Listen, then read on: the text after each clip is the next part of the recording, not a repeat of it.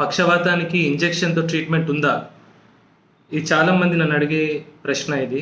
Injection ఇచ్చి పక్షవాతం నయం అయిపోతుందా అని.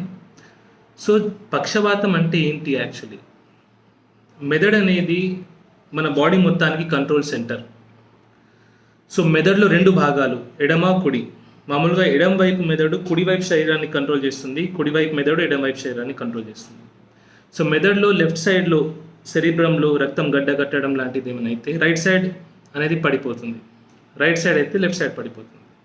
సో, మెదడు భాగానికి రక్తం అందకపోవడం వల్ల వచ్చింది పక్షవాతం.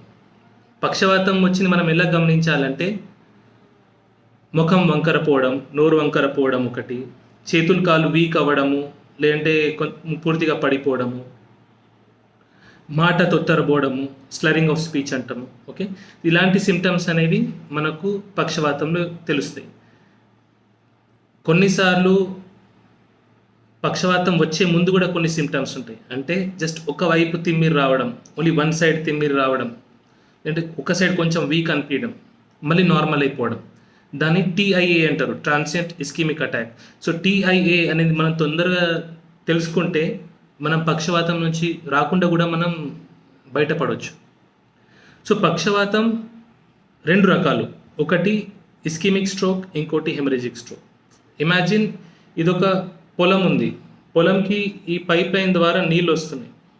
ఈ పైప్ లైన్ లోపల రక్తం ఏదో అడ్డొచ్చేసి నీళ్ళు అందకపోతే ఈ పొలం అనేది చచ్చుబడిపోతుంది.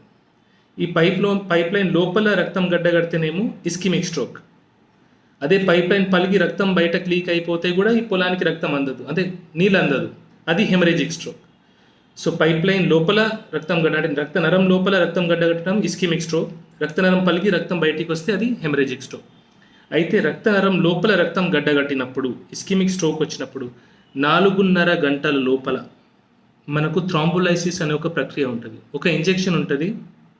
ఆ ఇంజెక్షన్ ఇస్తే రికవరీ రేట్స్ చాలా ఎక్కువైపోతాయి. అంటే పేషెంట్స్ కొందరైతే చాలా త్వరగా కొన్ని గంటల్లోనే నార్మల్గా నడవడం కూడా స్టార్ట్ అయ్యి చూసిన సందర్భాలు ఉన్నాయి. ఓవరాల్ 3 months 6 monthsలో రికవరీ చాలా బెటర్ ఉంటుంది. సో ఇస్కిమిక్ స్ట్రోక్ వచ్చిన వాళ్ళకి 4.5 గంటల లోపల వాళ్ళు హాస్పిటల్కి చేరుకుంటే ఖచ్చితంగా ఇంజెక్షన్ ఉంది. ఆ ఇంజెక్షన్తో రికవరీ చాలా ఫాస్ట్ ఉంటుంది, చాలా బెటర్ ఉంటుంది.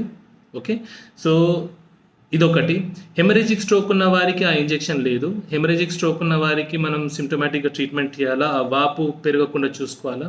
సో ఇది పక్షవాతం గురించి.